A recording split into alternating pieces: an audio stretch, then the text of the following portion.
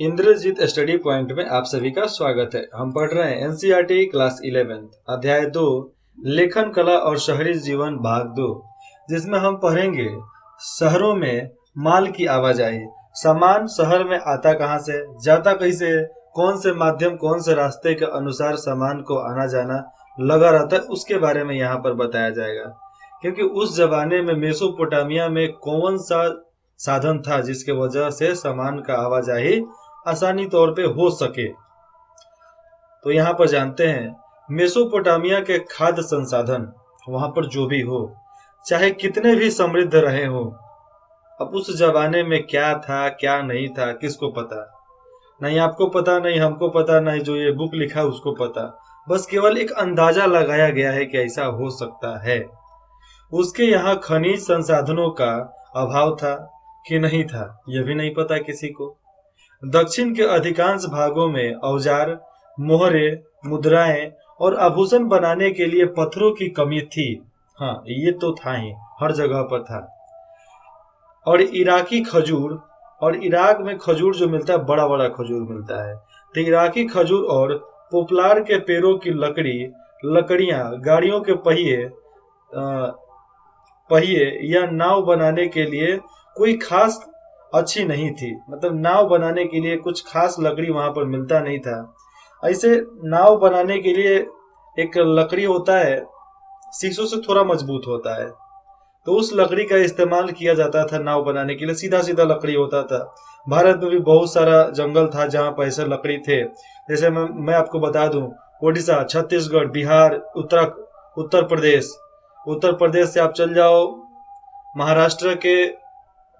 महाराष्ट्र का इलाका है नासिक, नासिक के बाद जलगांव के बाद पढ़ोगे तो मध्य प्रदेश में भी आएगा। राजस्थान के जंगलों में भी कुछ ना कुछ वहां से भी पेड़ सीधे सीधे काट लिए जाते थे। कानपुर से काटे जाते थे, नागपुर से काटे जाते थे। इधर के पेड़ जो थे बहुत लंबे लंबे और मजबूत वाला था, अच्छा कंडीशन में पेड़ था जो जल्दी लकड़ी सड़े नहीं। और वही सब लकड़ी काट कर रेल लाइन बिछाने के लिए उसके नीचे जो लकड़ी का पाया लगा उसमें उसका इस्तेमाल किया गया। करीबन एक साल में 4 लाख वर्ग किलोमीटर का जंगल साफ कर दिया जाता था। और ये सब काम करने को जिम्मा किसका था? स्थानीय ठेकेदारों का। मतलब अपने ही देश के लोग अपने ही जंगल साफ करते थे। और आज बोलते हैं कि भैया पोल्यूशन हो गया। कहां से? नहीं होगा। सब पोल्यूशन का जड़ तो हम खुद हैं। थोड़ा सा चंद पैसा के लिए हम किसी के हाथों बिक जाते हैं। और औजार, पात्र या गहने बनाने के लिए कोई धातु वहां उपलब्ध नहीं थी। इसलिए हमारे विचार से प्राचीन काल के मेसोपोटामिया लोग, जितने भी मेसोपोटामिया इलाके में जो रहते थे उधर के लोग, संभवतः लकड़ी के भी हार बनाए जाते हैं। आप आदिवासी इलाके में जाओ, उधर के लोग लकड़ी का ही एकदम माला पहन कर रखते हैं। लकड़ी के माला में एक आ जाता है रुद्राक्ष। तो रुद्राक्ष का भी लकड़ी होता है, उसको काट काट कर बनाया जाता है, तो उसका भी लोग माला पहनता था। तांबे का भी बनाकर रंगा एक ऐसा धातु होता है जिसको आप कढ़ाई में भी आसानी से डबका सकते हो, पिघला सकते हो। चांदी, सोना, सीपी और विभिन्न प्रकार के पदार्थों को तुर्की और ईरान अथवा खारी का इलाका था ईरान में, पहाड़ी के उस पार, तो खारी के देशों में मंगाए जाते थे। और जिसके लिए वे अपना कपड़ा और कृषि जन्य उत्पाद काफी मात्रा में उन्हें निर्यात करते थे। और उधर के सामान से, खारी पार से सामान लाने के लिए, चाहे सोना, चांदी, लोहा, टीन, लकड़ी, कुछ भी हो, उस जब लाएंगे तो कुछ ना कुछ देंगे ना, पैसा देंगे, नहीं तो सोना चांदी हम भी दे सकते हैं। लेकिन उसके स्थान पर ये लोग कपड़ा देते थे, क्योंकि इधर ऊन बहुत ज्यादा होता था, दूध बहुत ज्यादा होता था और खेती बाड़ी भी अच्छा था, तो कपड़ा दिया जाता था। इधर से जितना भी अनाज होता था, मतलब जो व्यापार के लिए उचित लागू होता हो उतना उसको दे दिया जाएगा। तभी आयात और निर्यात बराबर तरीके से किया जा सकता था। इन देशों के पास देख लिया जाए तो खनिज संसाधनों की कोई कमी नहीं थी, मगर वहां खेती करने की बहुत कम गुंजाइश थी। क्यों? क्योंकि स्टेपी भूमि था वहां पे। पहाड़ के नीचे ढलान पे जो भूमि होता है स्टेपी भूमि होता है, धीरे धीरे धीरे धीरे वो खाल की तरफ चला जाता है। ऊपर वाले इलाके में तो और आराम है, लेकिन नीचे वाले इलाके में पानी ज्यादा जम जाता है। पानी ज्यादा जमेगा तो दिक्कत हो जाएगा। इन वस्तुओं का नियमित रूप से आदान प्रदान तभी संभव होता है जबकि इसके लिए कोई सामाजिक संगठन हो जो विदेशी अभियानों और विनियमों को निर्देशित, चाहे उसको पूरी तरीके से नियंत्रित कर सके। जो क्षमता रखता हो नियंत्रित करने के लिए, वही ऐसा व्यापार कर सकता है। जैसे में एगो बनिया बैठ जाए, लाला बैठ जाए बीच में, अब वो कहे कि भैया तू भी ला, तेरे को जो चाहिए वहां से लेकर जाओ, और जो मेरे को चाहिए यहाँ पर उसको देकर जाओ, एक सामान दो एक सामान लेकर जाओ। तो वो वहां पर जमा करता था। जमा करने के बाद वो दूसरे देशों में बहुत ज्यादा कीमत पर उसको बेच डालता था, उसको मुनाफा ज्यादा होता था। दक्षिण के लोग जितने भी थे, तो दक्षिण के लोगों ने इसे संगठन स्थापित करने की शुरुआत की।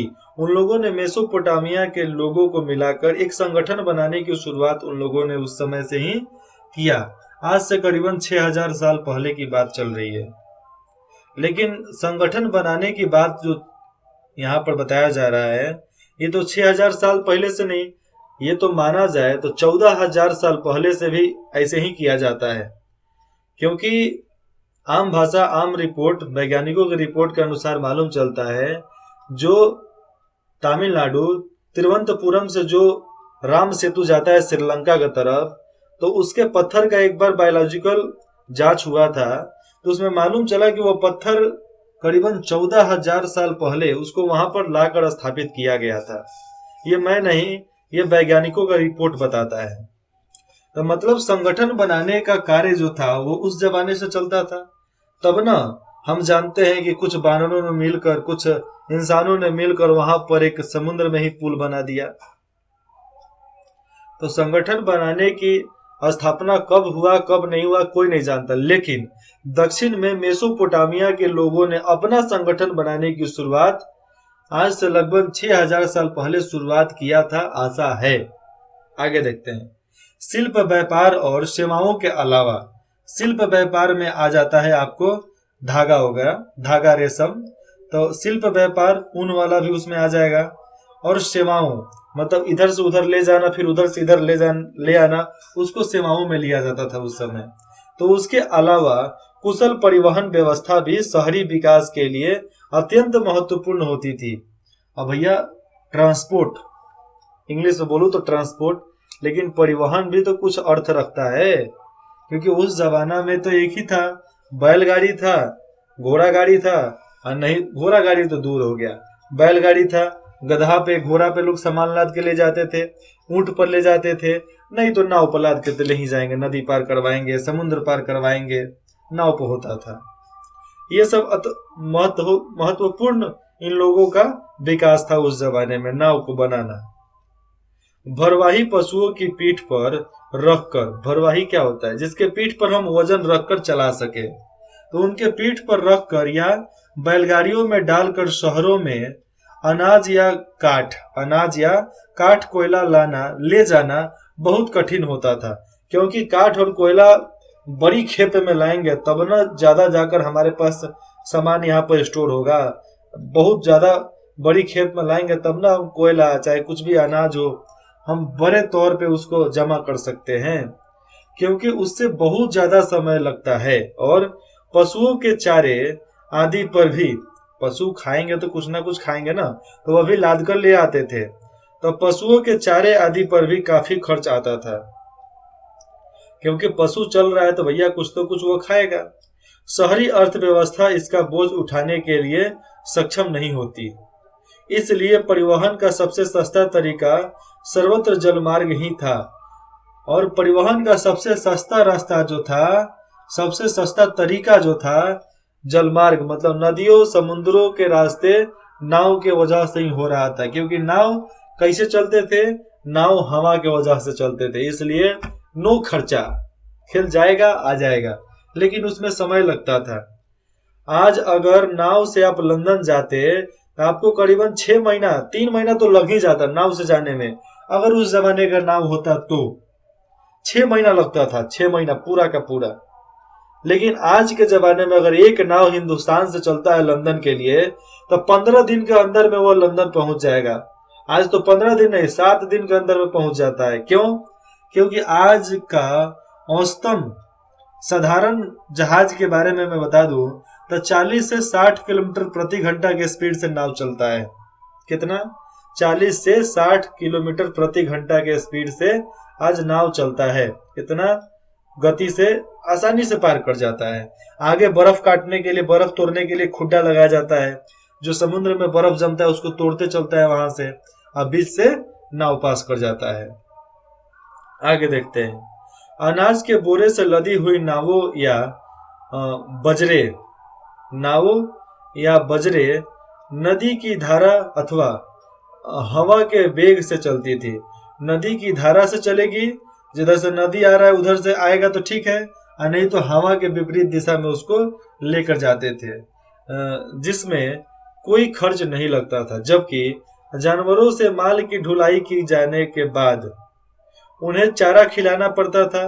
पुराने मेसोपोटामिया की नहरें और प्राकृतिक जलधाराएं छोटी बड़ी बस्तियों के बीच माल के परिवहन का अच्छा मार्ग था, और छोटी मोटी जो जलधाराएं होती थी उसके वजह से पानी को इधर से उधर ले जाना बहुत आसान हो गया था।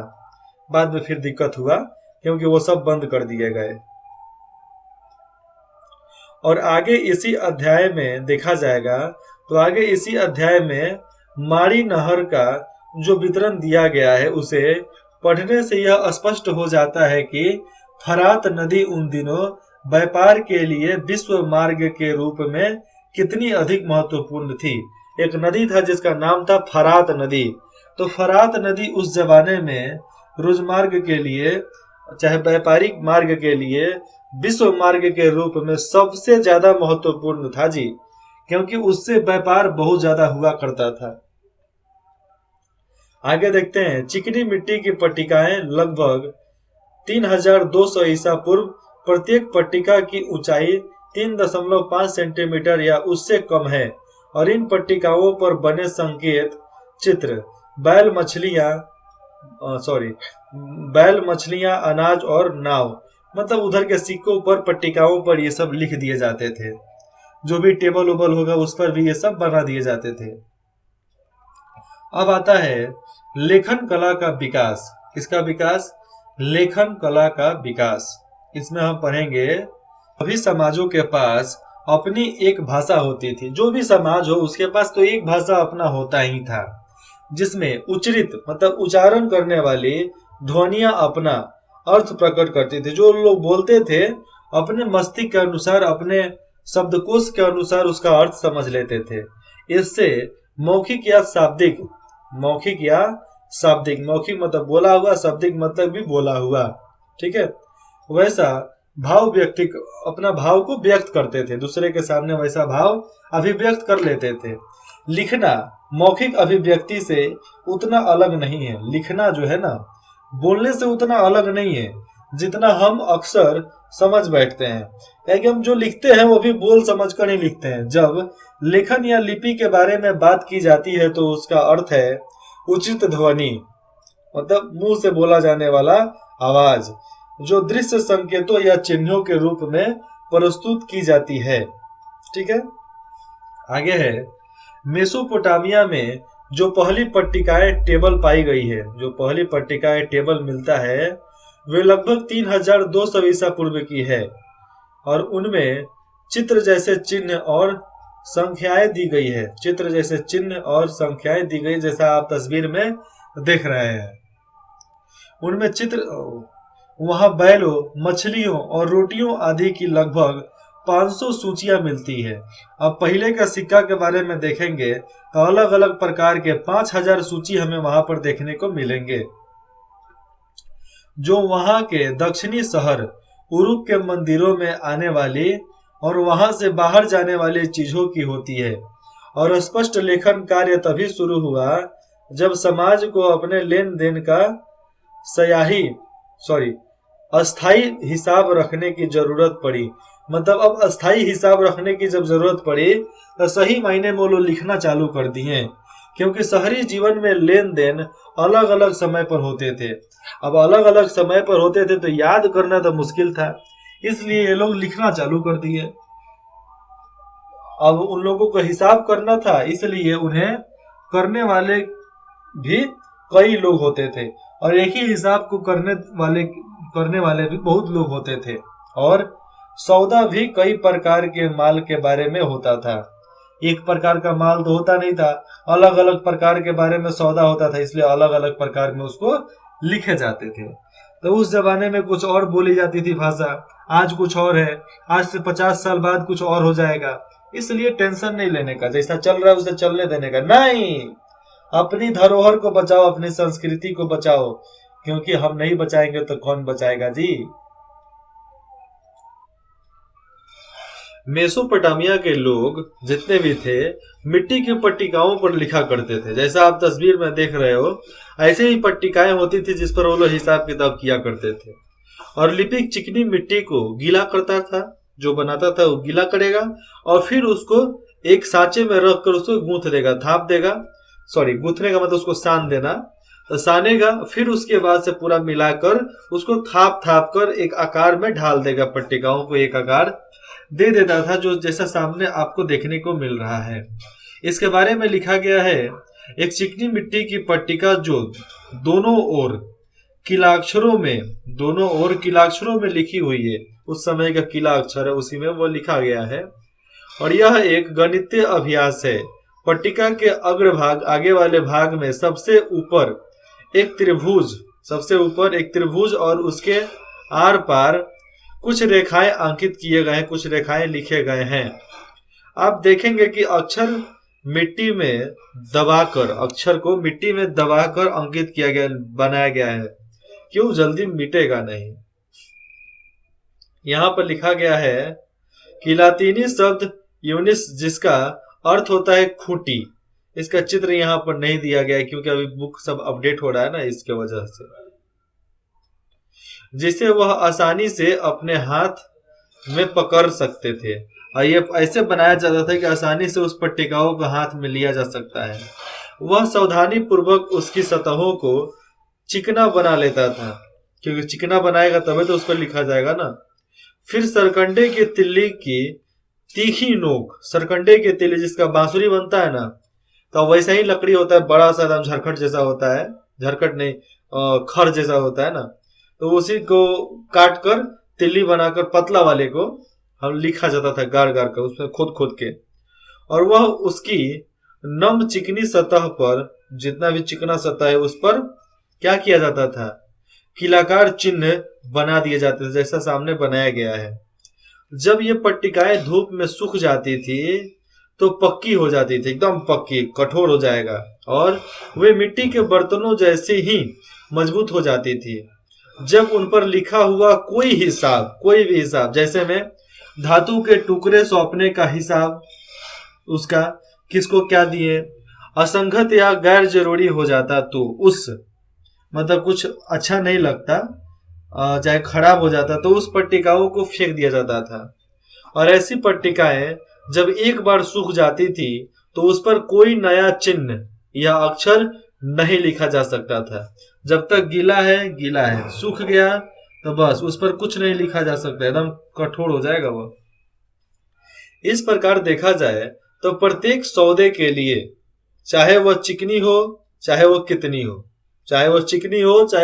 हो, ऐसे चिकनी नहीं दिया है लेकिन मैंने बोला यहाँ पे, तो उन सारे सौदेबाजियों के लिए यहाँ पर लिखा जाता है, चाहे वो कितनी हो, छोटी हो, बड़ी हो, मोटी हो, कैसा भी हो, लेकिन उसके बारे में हिसाब किताब रखा जाएगा।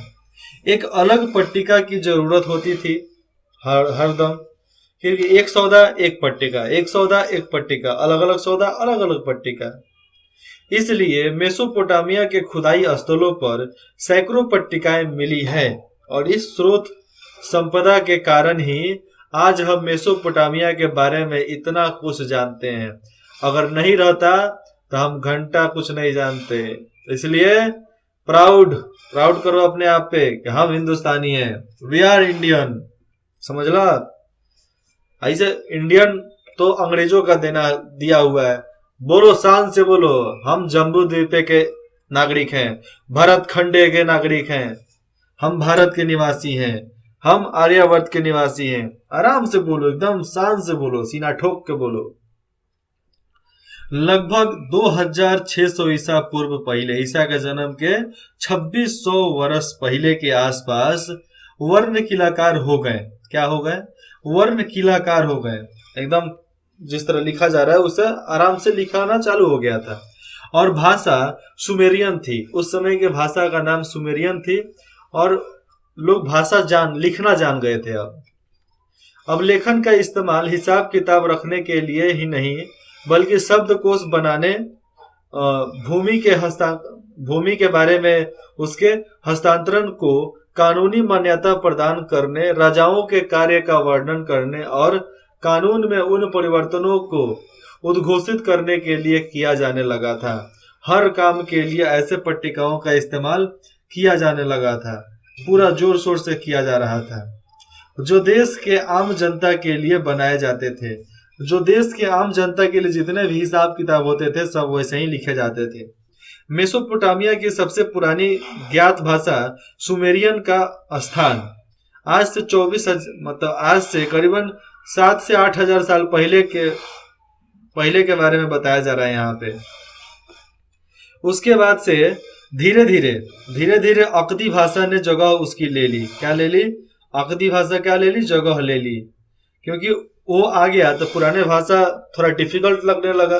जिस तरह अभी हिंदी है तो संस्कृत हमें बहुत अच्छा नहीं लगता है, तो वैसे ही तो धीरे धीरे अगदी भाषा ने किसकी जगह ले ली? सुमेरियन भाषा की जगह ले ली। ठीक है।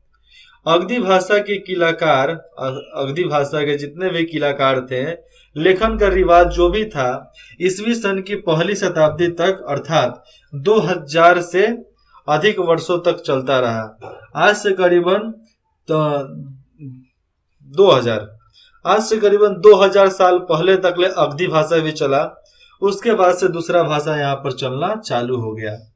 लेकिन ये यहाँ पर बताना है कि सबसे पहले का भाषा कौन है? सुमेरियन। उसके बाद से अगदी भाषा। आगे आते हैं लेखन प्रणाली। हमने ऊपर लिखना तो जान लिया, कैसे लिखते थे। लेखन प्रणाली कौन जानेगा? हम ही लोग जानेंगे ना। तो जिन ध्वनि के लिए जिस ध्वनि के लिए किला अक्षर या किलाकार चिन्ह का प्रयोग किया जाता था, अक्षर या चिन्ह का इस्तेमाल किया जाता था, वह एक अकेला व्यंजन या स्वर नहीं होता था। केवल अकेला व्यंजन स्वर नहीं होगा। जैसे अंग्रेजी वर्णमाला में एम या ए। ठीक है, यहां पर समझो, अंग्रेजी वर्णमाला में एम या ए, लेकिन अक्षर सिंबॉलिक होते थे, एकदम सिंबल वाला होता था। जैसे अंग्रेजी में पुट या ला या इन, पुट ला इन। इस प्रकार मेसोपोटामिया की लिपि को सैकड़ों चिन्ह सीखने पड़ते थे। मेसोपोटामिया के जितने भी लोग थे, जितने भी लिपक थे वहां पर लिपि जानने वाले, इन सबको सारे चिन्हों को याद करना पड़ता था और उसे गीली पट्टी पर उसके सूखने से पहले ही लिखा होता था। और सूखने से पहले उस पर लिख देना होता था कि कंप्लीट करो, सूखेगा उससे पहले उस पर लिख दो, नहीं तो सूख गया तो बस हो गया फुर्सत, नहीं छूटने नहीं करेगा। लेकिन कार्य के लिए बड़ी कुशलता की आवश्यकता होती थी और लिखने के लिए कुशल कारीगर की जरूरत होती थी। इसलिए लिखने का काम अत्यंत महत्वपूर्ण माना जाता था, वो उस समय भी आज भी। इस प्रकार किसी भाषा विशेष की ध्वनि को एक दृश्य या रूप में प्रस्तुत करना एक महान बौद्धिक उपलब्धि माना जाता था और किसी भी ध्वनि को लिख देना दृश्य के रूप में ये महान उपलब्धि माना जाता था उस जमाने में, क्योंकि बहुत बड़ी बात हो जाती है ना, छोटी बात थोड़ी थी। अब देखो यहाँ पर आता है साक्षरता। साक्षरता मतलब कितने लोग वहां पर जाने पहचाने शिक्षित लोग थे। तो मेसोपोटामिया के बहुत कम लोग पढ़ लिख सकते थे, बहुत कम लोग। ये जिसके पास पैसा वैसा होगा, खानदान बड़ा अमीर होगा तब ना पढ़ेगा। न केवल प्रतीकों या चिन्हों की संख्या सैकड़ों में थी, बल्कि ये कहीं अधिक पेचीदा थे, बहुत ज्यादा पेचीदा थे। पृष्ठ 33 पर दिए गए चित्र को देखिए। अगर राजा स्वयं पढ़ सकता था, कोई भी राजा अगर खुद पढ़ सकता था, तो वह यह चाहता था कि प्रशस्त्रपूर्ण अभिलेख जो भी लिखा जाता था उसमें उन सभी लोगों का नाम लिखा जाए। यहाँ पर साफ दिया गया है, प्रशस्तिपूर्ण अभिलेखों में उन तथ्यों का उल्लेख अवश्य किया जाए, जो भी उल्लेख है उनके बारे में बताया जाए। किसके बारे में? अभिलेखों के बारे में, जिन्होंने लिखा। तो अधिकतर लिखावट बोलने के तरीके को दर्शाती थी, और जो भी लिखावट था बोलने की लिखावट को ही दर्शाती थी। एक अधिकारी द्वारा राजा को लिखा गया पत्र उसे पढ़कर सुनाया जाता था। जो भी राजा द्वारा लिखवाया जो पत्र था उसको फिर से पढ़कर सुनाया जाता था। इसलिए उसकी शुरुआत इस तरह की जाती थी। क्यों? लाइन से की जाती थी। देखो कैसे की जाती थी। मेरे अमुक मालिक को मालिक का नाम लेकर, मेरे अमुक मालिक को उनका अमुक सेवक अपना नाम लेकर सेवक निवेदन करता है। क्या करता है? मुझे सौंपे गए काम को मैंने पूरा कर दिया है। मुझे सौंपे गए काम को मैंने पूरा कर दिया है। सदृश्य के बारे में लिखे गए एक लंबे पौराणिक काव्य के अंत में यह लिखा गया है। इस काव्य पंक्तियों को सदा याद रखा जाएगा और बड़े बूढ़े लोग उन्हें छोटों को पढ़ाएंगे। बुद्धिमान और विद्वान लोग इन पर चर्चा करें। पिता इन्हें अपने पुत्र के लिए बार बार दोहराए। पिता अपने पुत्रों के लिए उसको बार बार दोहराए। यहाँ तक कि ग्वालों, जो गाय चराते हैं ना, गांव वाले बच्चे भी ग्वाले बोले जाते हैं, तो ग्वालियों के कान भी इस पंक्तियों को सुनाने के लिए, जितने भी कान है, 2 ही कान होते हैं, तो कान भी इन पंक्तियों को सुनने के लिए सदा खुले रहें। ऐसा उसमें लिखा गया था, जिसको यहाँ पर बताया गया है। लेखन का प्रयोग कहाँ कहाँ होता था? तो शहरी जीवन, व्यापार, लेखन कला के बीच के संबंधों को उकेरू, यहाँ पर उकेरू नहीं होगा लेकिन यहाँ पर उरुक, तो उरुक के एक प्राचीन शासक, उनका नाम था एनमरकर। एनमरकर के बारे में लिखे गए एक सुमेरियन महाकाव्य में स्पष्ट किया गया है कि मेसोपोटामिया की परंपरागत कथाओं के अनुसार उरुक एक अत्यंत सुंदर शहर था, जिसे अक्सर केवल शहर कहकर ही पुकारा जाता था। उसका नाम ही शहर था, लेकिन उसको शहर बोलकर ही पुकारा जाता था। सुमेर के व्यापार की पहली घटना को एनमरकर के साथ जोड़ा जाता है। किसके? एनमरकर के साथ जोड़ा जाता है। और उस महाकाव्य में कहा गया है कि उन दिनों व्यापार क्या है। उस समय व्यापार को क्या समझते थे लोग, यह कोई नहीं जानता। एनमर्क अपने शहर के एक सुंदर मंदिर को सजाने के लिए लाजवर्द और अन्य बहुमूल्य रत्न तथा धातुएं मंगाना चाहता था। हर तरफ से बहुत महंगा महंगा सामान्य धातु पत्थर उसमें लगाना चाहता था। इस काम के लिए उसने अपना एक दूत अर्टा नाम के एक सुंदर देश के शासक के पास भेजा। कहाँ पे? अर्टा देश में भेजा। दूत ने जो भी दूत था, राजा के आदेश का पालन किया। रात में वह चांद तारों की रोशनी में उसने उनको ले जाकर सूचित दिशा के अनुसार, जैसा उनको दिशा बताया गया था उस दिशा के अनुसार, और दिन में सूरज के बताए मार्ग पर आगे बढ़ता गया। क्योंकि उस समय वही जगह था, जीपीएस ट्रैकर तो था नहीं। उस समय वही चांदनी रातों को देखकर, सूरज के ढलानों को देखकर आगे चला जाता था। वह रास्ते में आने वाले ऊंचे ऊंचे पहाड़ों को लांघने के लिए ऊपर चढ़ता और उतरता। जब वह पहाड़ पर था तो पहाड़ की तलहटी में सूसा लोग रहते थे। तो सूसा नगर के लोगों ने उसे छोटे चूहे की तरह नमस्कार किया। जिस तरह छोटे चूहे जिस तरह नमस्कार करते हैं ना छोटे लोग, वैसे ही नमस्कार किया। उसने 5 पर्वतमालाएं, 6 पर्वतमालाएं और फिर 7 पर्वतमालाएं पार की। तो 7 पर्वत उसने पार किया, इतना दूर था। दूत अर्टा के मुखिया से लाजवर्द, मतलब जो महंगी चीज होती है, तो लाजवर्द और चांदी नहीं ला पाया था, दो चीज नहीं ला पाया था, और उसे बारंबार यात्रा करना पड़ता था, एकदम पूरा जाओ आओ लगा रहता था। तो बारंबार लंबी यात्रा के उपरांत खाली हाथ ही लौटना पड़ा। क्यों? क्योंकि इसके बावजूद कि वह अर्टा के मुखिया से चांदी प्राप्त करने के लिए उसको उरुक के राजा की, किसकी राजा की?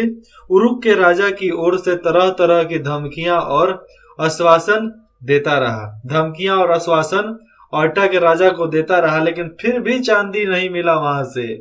क्यों? जानते हैं। अंत में दूत इतना चकरा गया, मतलब इतना आते जाते इतना चकरा गया था कि अपनी बात को सही तरह से व्यक्त ही नहीं कर पाया, और इतना घबरा गया कि अपने बातों को ठीक से वहां पर बोल नहीं पाया, और उसने एनमर्क के संदेशों को घोलमेल कर दिया, पूरा इसमें घालमेल कर दिया, उल्टा सीधा कुछ भी बोल दिया। जब राजा एनमर्क ने अपने हाथ से चिकनी मिट्टी की पट्टिका बनाई और उस पर शब्द लिखे गए, मिट्टी बनाई और उस पर शब्द लिखे गए, दिनों मिट्टी पर शब्द लिखने का रिवाज नहीं था, केवल बोलकर ही काम चलाए जाते थे, लेकिन उस समय नहीं था, लेकिन अब शायद हो गया। जब लिखी हुई पट्टिका दूत ने अर्टा के शासक के हाथों में दी, जो पट्टिका लिखी गई थी वो दूत ले जाकर अर्टा के राजा को दिया, तो उसने उसकी जांच की और उच्चरित शब्द कील, यानी किलाकार शब्द थे, उस पर एकदम नोक नोक करके लिखा गया था। उसे देखते ही उसकी तयोरियां चढ़ गई, मतलब देखते ही नहीं एकदम गुस्सा, आसमानों सातों, पूरा अंदर से एकदम गुस्सा आ जाता है, पूरा एकदम होलकार सा, तो वैसे उसके अंदर में त्योरियां चढ़ गई। उसने पट्टिका पर नजर गड़ा रखी थी, उसने उस पर नजर गड़ा रखी। अब यहाँ पर तेवर नहीं होता, वही चढ़ गया पूरा है, ऐसा हुआ था। आगे देखते हैं क्या हुआ। इस घटना को शाब्दिक रूप से सत्य नहीं माना जा सकता है, चाहे नहीं माना जाना चाहिए, लेकिन इससे यह निष्कर्ष निकल जाता है कि मेसोपोटामिया के विचारधारा के अनुसार सर्वप्रथम राजा ने ही व्यापार और लेन देन की व्यवस्था की, और यह काव्य हमें यह भी बताता है कि लेखन कार्य सूचना इकट्ठा करने और दूर दूर भेजने का साधन तो था ही, दूर दूर भेजने का, सूचना इकट्ठा करने का साधन तो था ही, साथ ही उसे मेसोपोटामिया के शहरी संस्कृति की उत्कृष्टता की भी झलक मिलती है कि मेसोपोटामिया के शहरी संस्कृति कैसी थी। और ऊपर तेवर चढ़ने का मतलब यह नहीं होता है कि वो हमला ही कर देगा, उनकी तेवर इसलिए चढ़ गई थी कि अरे तेरी के, ये लिखा तो लिखा कैसे होगा, किया कैसे, हमने नहीं कर पाया, उसने कैसे कर लिया, और तेरी, तो यही बात थी, वहां पे तेवर चढ़ गया। अगले भाग में पढ़ेंगे दक्षिणी मेसोपोटामिया का शहरीकरण, मंदिर और राजा। दक्षिणी मेसोपोटामिया का शहरीकरण और मंदिर और राजा, ठीक है। इसमें दक्षिण मेसोपोटामिया के बारे में और मंदिरों के बारे में और हर प्रकार के राजाओं के बारे में हमें जानने को मिलेगा। तो इंद्रजीत स्टडी पॉइंट में आप सभी का बहुत बहुत स्वागत है। अगर आपको कुछ भी डाउट है तो आप जरूर हमें कमेंट करके आप बता सकते हैं। बहुत बहुत धन्यवाद आपका साथ जुड़ने के लिए।